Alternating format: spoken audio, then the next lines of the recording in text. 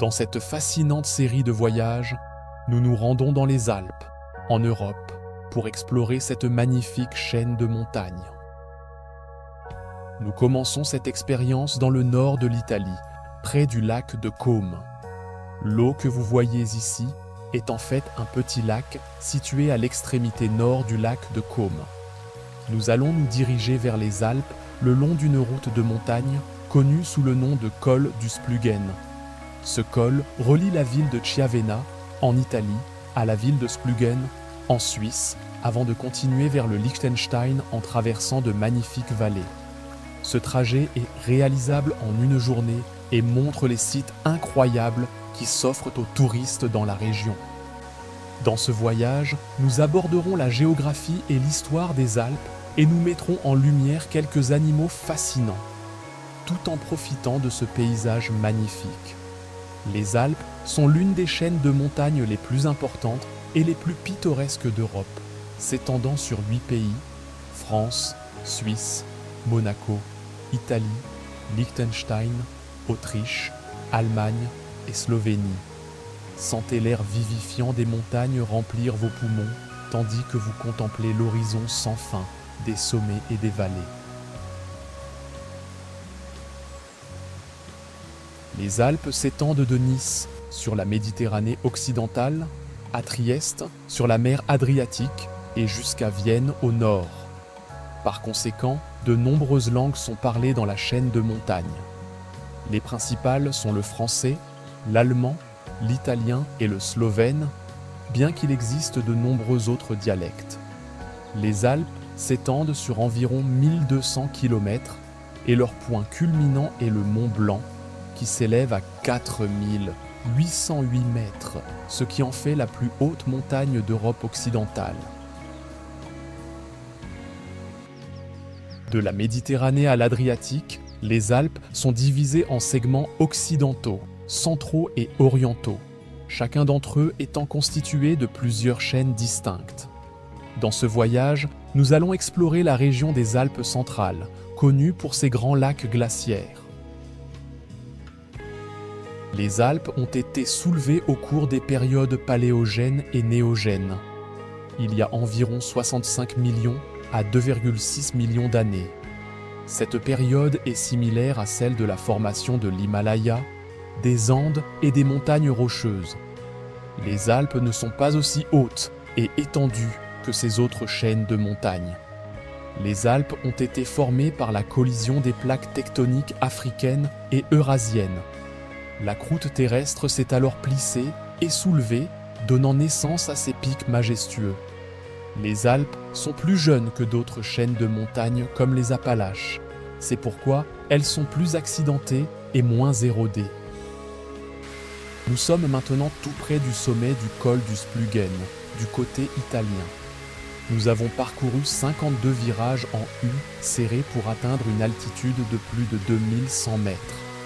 Ce col alpin est utilisé pour les voyages et le commerce depuis l'époque romaine.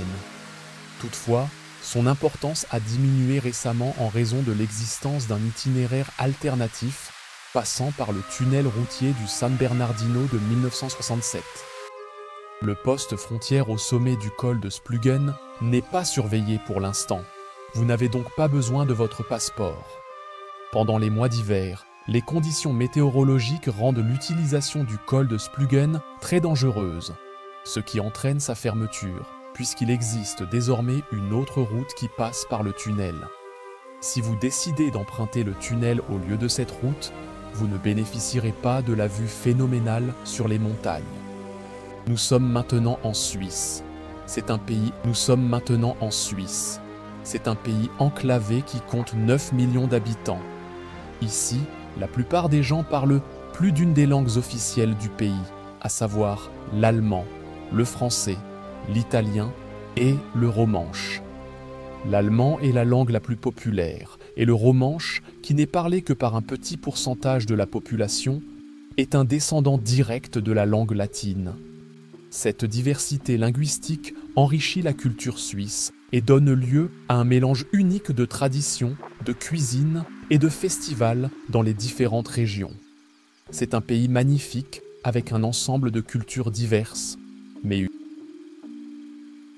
le ski est un loisir très populaire et les Alpes sont un endroit idéal pour le pratiquer.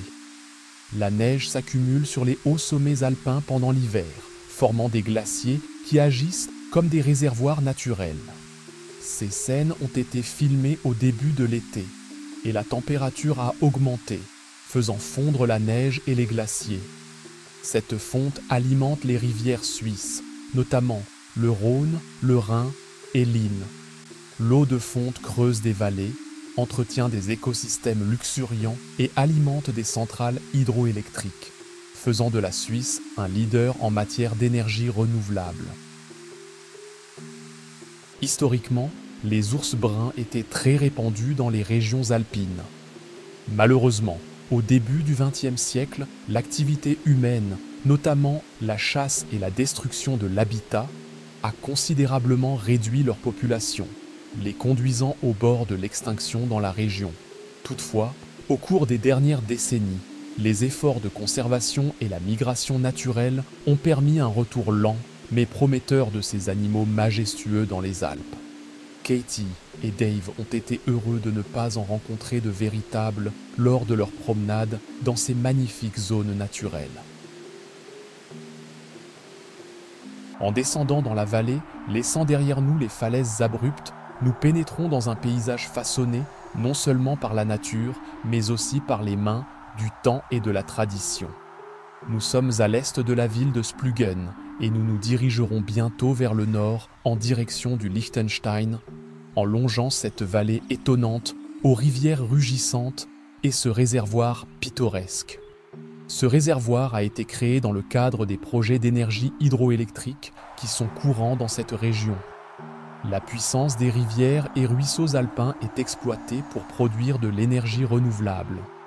L'eau stockée dans le réservoir provient principalement de la fonte des glaciers et des champs de neige dans les montagnes avoisinantes, faisant ainsi partie du cycle naturel de la fonte des neiges qui est si vital pour la géographie et les écosystèmes des Alpes. Le fleuve Hinterrhein est l'un des deux principaux affluents du Rhin, l'une des voies navigables les plus importantes d'Europe. Il commence près du col du San Bernardino, à environ 2000 mètres au-dessus du niveau de la mer, où la fonte des neiges et les glaciers alimentent ses cours supérieurs. Le Hinterrhein traverse ensuite des vallées étroites et des gorges spectaculaires, avant de rejoindre le Vorderrhein pour former le Rhin. En tant que l'une des principales sources du Rhin, les eaux de l'Hinterrhein finissent par avoir un impact sur des régions situées bien au-delà des Alpes. Le Rhin est l'un des fleuves les plus importants d'Europe sur le plan économique, car il soutient les industries, les transports et l'agriculture tout au long de son cours. Il fournit de l'eau potable à des millions de personnes et constitue une voie de navigation essentielle entre les Alpes suisses et la mer du Nord. Le Hinterrhein, en tant que source primaire, contribue donc non seulement à la beauté et à l'écologie des Alpes suisses, mais aussi à l'ensemble du bassin du Rhin, qui soutient la vie et l'industrie dans toute l'Europe occidentale. Au cours des millénaires, la rivière Hinterrhein a érodé les rochers pour créer ce gouffre profond et étroit avec des falaises imposantes de chaque côté. Les gorges sont appelées Via Mala, ce qui signifie « mauvais chemin » en latin, en référence aux voyages périlleux auxquels les voyageurs étaient confrontés lorsqu'ils traversaient ce terrain difficile dans l'Antiquité. Les gorges de Via Mala constituaient un élément essentiel des anciennes routes commerciales, mettant à l'épreuve le courage des marchands et des voyageurs. Malgré son nom, la gorge est devenue une attraction touristique majeure, célébrée pour sa beauté saisissante et son importance dans l'histoire de la Suisse. Les gorges de Via Mala s'étendent sur environ 5 km et les rochers s'élèvent jusqu'à 300 mètres de haut. La rivière a creusé la gorge à travers des couches d'anciennes roches calcaires et dolomitiques, créant des falaises abruptes, presque verticales. À certains endroits, la gorge se rétrécit pour ne plus faire que quelques mètres de large. Autrefois, un chemin dangereux et redouté des voyageurs. Les gorges sont aujourd'hui une destination célèbre qui permet aux visiteurs de découvrir la beauté sauvage des Alpes suisses. Pouvez-vous vous imaginer naviguer sur ces chemins escarpés il y a des centaines d'années, sans route, avec seulement les étoiles et une lanterne pour vous guider?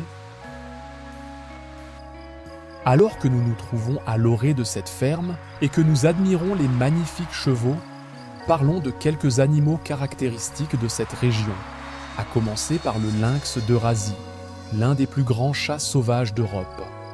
Réintroduit dans certaines régions alpines après avoir failli disparaître, ce prédateur insaisissable et solitaire chasse principalement des petits mammifères comme les cerfs et les lièvres.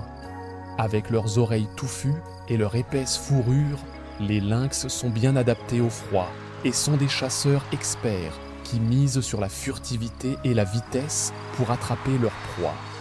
Sa vue perçante lui permet de repérer ses proies jusqu'à 75 mètres de distance, ce qui en fait de redoutables chasseurs nocturnes.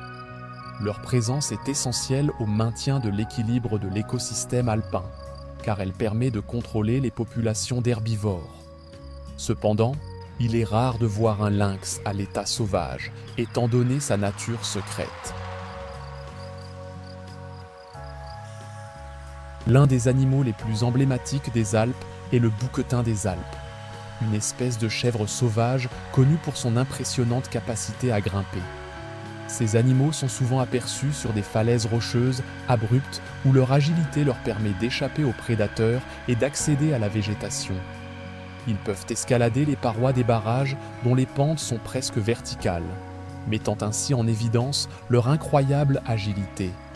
Le bouquetin des Alpes possède de longues cornes incurvées, qui peuvent atteindre 1 mètre de long chez les mâles, et qui sont utilisées pendant la saison des amours pour se disputer l'accès aux femelles.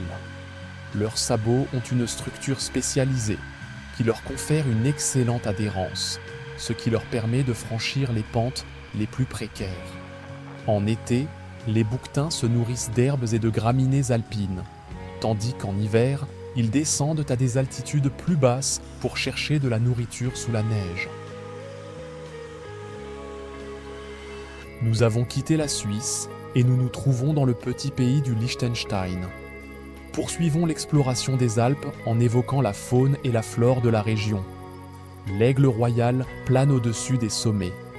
Connus pour leurs serres acérées et leurs incroyables talents de chasseurs, ces oiseaux de proie sont capables d'abattre de gros animaux, comme les jeunes chamois et les marmottes. Les aigles royaux peuvent plonger à une vitesse incroyable de plus de 240 km/h. Lorsqu'ils chassent, ils construisent d'énormes nids sur les falaises qu'ils réutilisent d'année en année, en y ajoutant de nouveaux matériaux à chaque saison de reproduction.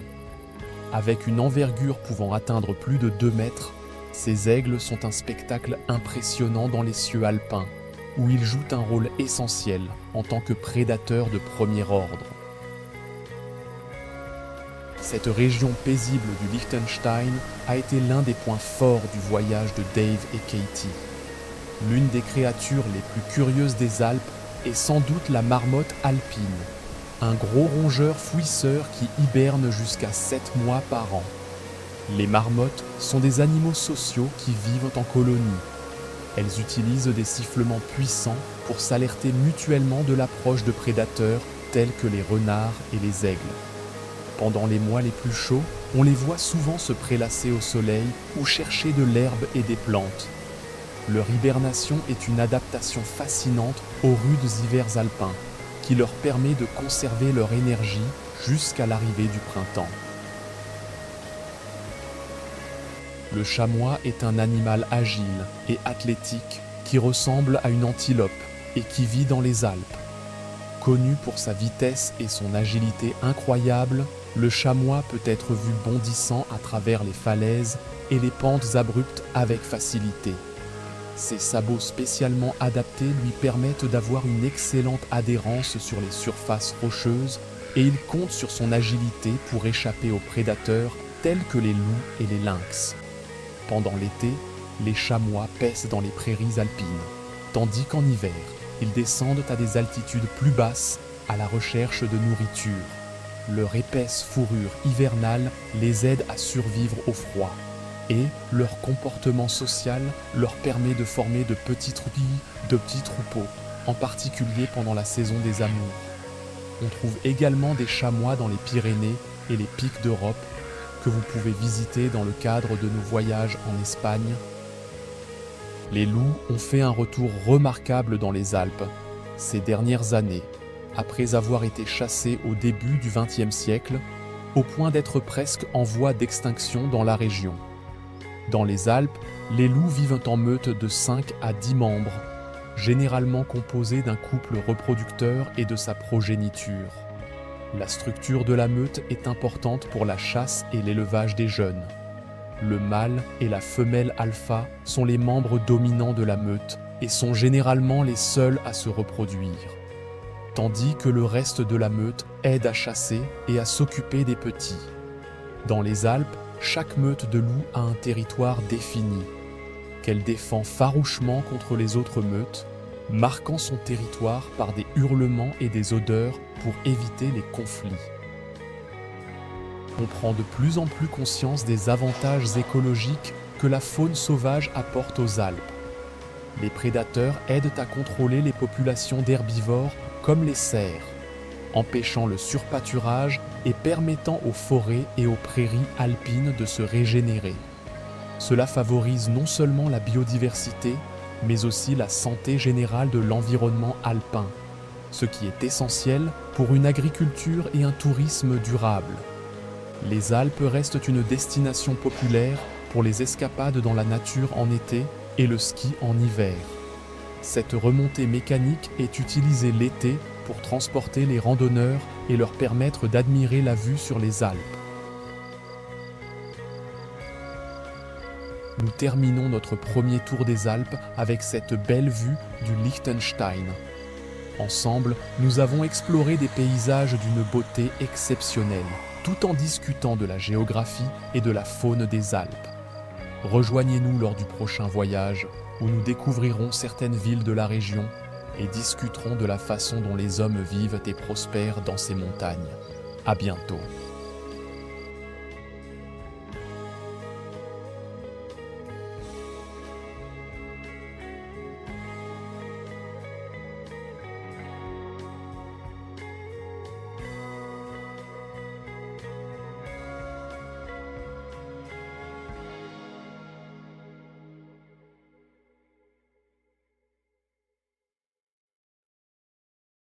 Travel the world and learn languages without leaving home with the Dynamic Languages app for MetaQuest.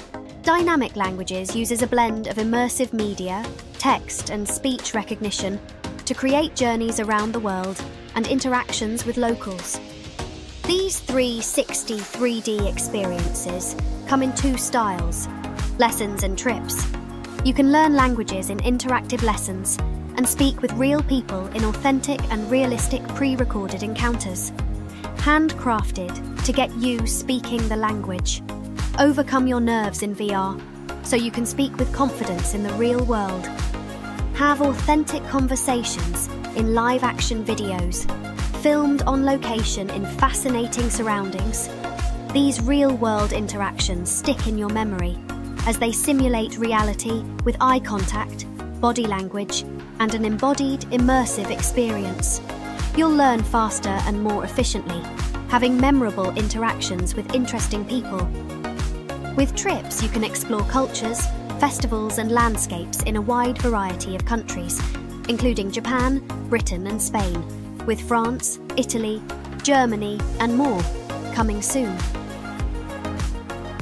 These trips include optional commentary, keywords and quizzes in the local language, ranging from beginner to advanced level.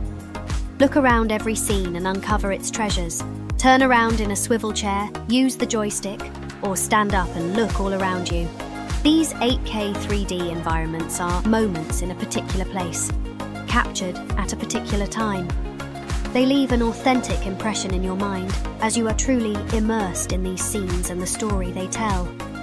Feel present and experience adventures and festivals from around the world. Discover history, exploring ancient buildings while listening to narration that helps you understand the wider culture and traditions of peoples from across the globe. This surprising medium immerses you in fascinating scenes of tranquil nature and outstanding beauty that will get you excited about a future adventure or feeling nostalgic as you take a trip down memory lane. Stream these on-demand VR experiences straight to your MetaQuest headset with the Dynamic Languages app.